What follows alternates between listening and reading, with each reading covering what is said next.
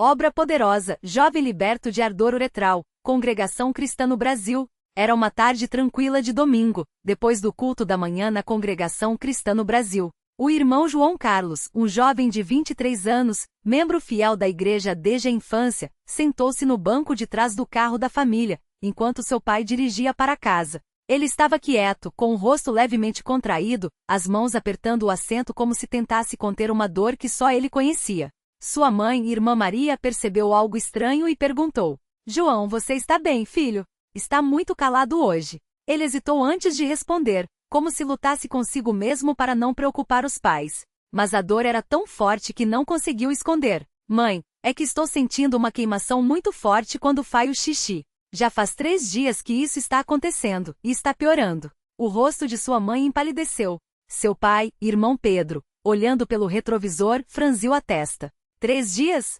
Por que você não falou antes? Não queria preocupar vocês. Achava que ia passar sozinho, e respondeu João com a voz embargada. Chegando em casa, sua mãe o levou diretamente para o quarto e pediu que ele se deitasse. Ao examinar com cuidado, notou que ele estava com febre baixa e muito incomodado. A dor era tão intensa que João chegava a suar frio quando ia ao banheiro.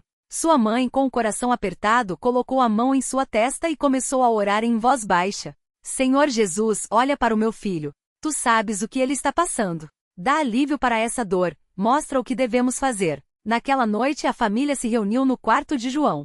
Seu pai, com a Bíblia aberta, leu Salmos 41, 3. O Senhor o sustenta no leito da enfermidade, tu lhe renovas a cama na doença. Depois, todos se ajoelharam. O irmão Pedro orou com voz firme, mas emocionada. Pai Celestial, nós te pedimos misericórdia pelo nosso filho. Sabemos que todas as coisas estão nas tuas mãos. Se for da tua vontade, livra-o desse sofrimento. Dá sabedoria para sabermos como agir. Em nome de Jesus, amém. João tentou dormir, mas a dor não o deixava. Cada vez que urinava, era como se uma labareda percorresse seu corpo de dentro para fora. Ele se contorcia, mordia os lábios para não gemer alto e não acordar os pais. Às vezes a dor era tão forte que ele chegava a ver estrelas, como se fosse desmaiar. Em certo momento, já de madrugada, ele não aguentou mais e foi até a cozinha, onde sua mãe ainda estava acordada, sentada à mesa com um copo de água. Mãe, não estou aguentando. Parece que tem fogo dentro de mim. Ela o abraçou forte, com lágrimas nos olhos. Vamos orar mais uma vez, filho. Deus não nos desampara. E ali mesmo, na cozinha, mãe e filho se ajoelharam. A irmã Maria orou com lágrimas. Senhor, tu és o médico dos médicos. Ninguém pode fazer o que tu fazes. Se é da tua vontade, cura o meu filho agora mesmo. Tira essa dor, essa queimação. Nós confiamos em ti. Mas a melhora não veio imediatamente. No dia seguinte, segunda-feira, João acordou pior. A dor havia se espalhado para a região da barriga, e ele sentia uma pressão constante, como se algo estivesse muito errado. Seu pai, preocupado, ligou para um irmão mais velho da igreja, o irmão Antônio, que tinha experiência com casos de saúde. Irmão Antônio, meu filho está passando por um sofrimento muito grande. É uma queimação ao urinar, febre, dor na barriga. Não sabemos o que fazer. O irmão Antônio ouviu com atenção e depois de um silêncio disse: Irmão Pedro, já vi casos assim. Pode ser uma infecção forte ou até algo mais sério. Mas antes de qualquer coisa, vamos levar isso aos pés do Senhor. Reúna os irmãos para uma oração especial hoje à noite. A notícia se espalhou rapidamente entre os irmãos da congregação. À noite, a casa de João estava cheia. Irmãos e irmãs, alguns que ele nem conhecia direito, vieram para interceder por ele. O irmão José, um dos mais idosos da igreja, colocou as mãos sobre a cabeça de João e orou com autoridade. Satanás, solta este jovem em nome de Jesus. Se é obra do inimigo, que seja desfeita agora mesmo. Se é prova, que o Senhor dê força. Mas se é para a glória de Deus, que a cura venha imediatamente. João sentia as mãos dos irmãos sobre ele, ouvia as vozes unidas em súplica, e embora a dor ainda estivesse presente, uma paz estranha começou a invadir seu coração. Ele fechou os olhos e também orou em silêncio. Senhor, se for da tua vontade, me cura. Mas se não for, me dá força para suportar. Os dias seguintes foram de muita luta. João não conseguia comer direito, a febre subia e descia, e a queimação parecia não ter fim. Seu pai o levou a um médico que, depois de exames, diagnosticou uma infecção urinária severa, possivelmente com complicações. Receitou antibióticos fortes e disse que se não melhorasse em 48 horas, seria necessário interná-lo. João voltou para casa com os remédios, mas sua mãe, embora grata pela ajuda médica, disse: Filho, os remédios são bons, mas é Deus quem cura. Vamos continuar orando. E assim fizeram. Todas as manhãs, antes de João tomar os remédios, a família se ajoelhava. Todas as noites, antes de dormir, o mesmo. Os irmãos da igreja ligavam, visitavam, oravam. Alguns jejuavam por ele. João, mesmo fraco, tentava se apegar às promessas de Deus. Lembrava-se das histórias que ouvia na igreja, de curas, de livramentos, de milhares que o Senhor havia socorrido. Mas a melhora não vinha. O terceiro dia depois da consulta médica foi o pior. João acordou com uma dor insuportável nas costas, como se algo estivesse perfurando seus rins. Ele gemia, suava, não conseguia nem se levantar. Sua mãe, desesperada, chamou seu pai. Pedro, ele está pior. Precisamos levá-lo para o hospital agora. O irmão Pedro, com o rosto marcado pela preocupação, pegou João nos braços como se ele fosse uma criança e o colocou no carro. No caminho, ele orava em voz alta. Senhor Jesus, não deixes meu filho sofrer assim.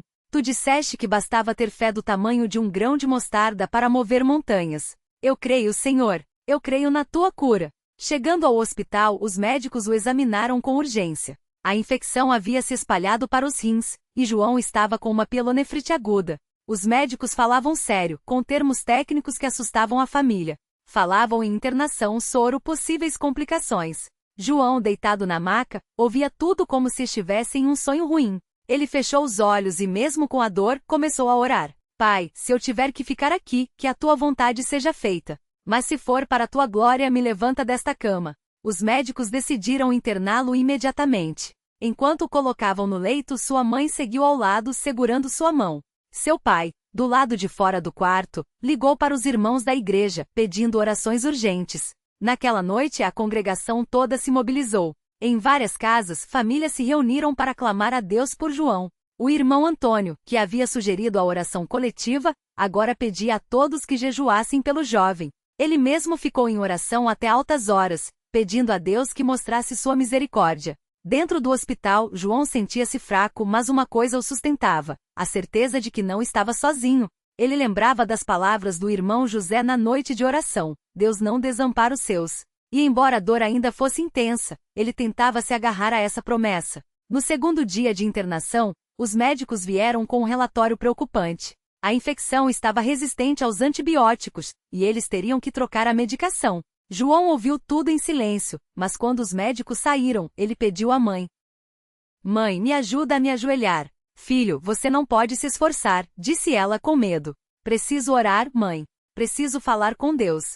Com cuidado, ela o ajudou a se ajoelhar ao lado da cama. João juntou as mãos e com lágrimas começou a clamar. Senhor Jesus, eu não aguento mais. Se tu quiseres, me cura agora. Mas se não for a tua vontade, me dá força para passar por isso. Não me deixes desanimar. Sua mãe o abraçou por trás, chorando também, e juntos permaneceram assim por alguns minutos, até que João, exausto, voltou para a cama. Naquela mesma noite, enquanto João tentava dormir, ele sentiu algo diferente. Não era a dor sumindo. Ela ainda estava lá. Mas era como se uma presença o envolvesse. Ele não viu nada, não ouviu voz alguma, mas uma paz tão grande encheu seu coração que, pela primeira vez em dias, ele conseguiu descansar um pouco. Na manhã seguinte, quando os médicos vieram fazê-lo exame de rotina, ficaram surpresos. A febre havia baixado consideravelmente.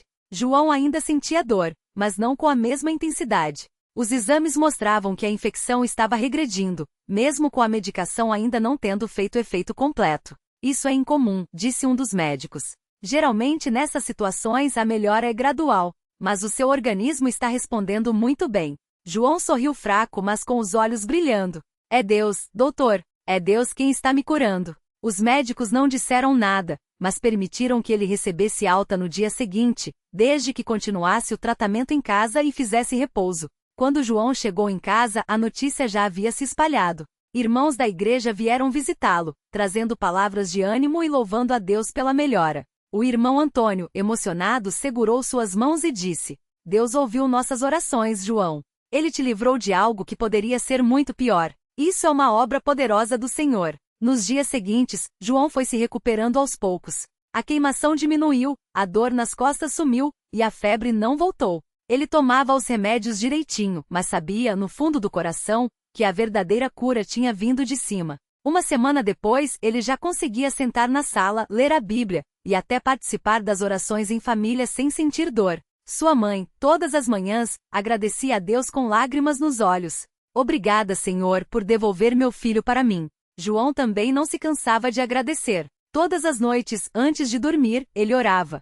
Pai, tu me livraste de uma prova muito difícil. Eu não merecia, mas tu tiveste misericórdia de mim. Que eu nunca me esqueça disso. Quando chegou o próximo domingo, João estava forte o suficiente para ir à igreja. Ao entrar na congregação, muitos irmãos vieram abraçá-lo, alguns chorando de alegria. O irmão José, o mesmo que havia orado por ele na noite de intercessão, o chamou à frente e pediu que ele desse um breve testemunho. Com a voz emocionada, João contou tudo o que havia passado. A dor insuportável, as noites de sofrimento, as orações dos irmãos, a paz que sentiu no hospital, e a cura que os médicos não conseguiram explicar. Eu aprendi que mesmo quando tudo parece perdido, Deus está no controle, disse ele, olhando para a congregação. Ele ouve nossas orações. Ele não nos abandona. Ao final do culto, o irmão que presidia fez uma oração de ação de graças.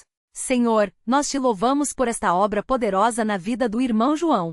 Tu és digno de toda honra e glória. Que este testemunho fortaleça a fé de todos nós. Em nome de Jesus, amém. E assim, mais uma vez, a congregação cristã no Brasil viu a mão de Deus agindo de maneira poderosa na vida de um de seus filhos. Não foi através de santos, nem de rituais, nem de coisas deste mundo, mas pela fé simples e sincera em Jesus Cristo, o único que pode curar, livrar e salvar. João, hoje completamente curado, não se cansa de contar sua história para quem precisa de ânimo. Ele sabe que foi uma prova difícil, mas também sabe que Deus esteve com ele em cada momento. E isso, para ele, é o maior milagre de todos. Que este testemunho sirva para fortalecer a fé de todos os que o lerem. Deus é fiel. Ele ouve, ele vê, e no seu tempo ele age. A ele seja dada toda a glória para sempre. Amém. A vida de João não voltou ao normal da mesma forma como antes. Não era só a cura física que o transformará, mas algo muito mais profundo. A dor que ele havia sentido por tanto tempo agora parecia um lembrete constante da bondade de Deus.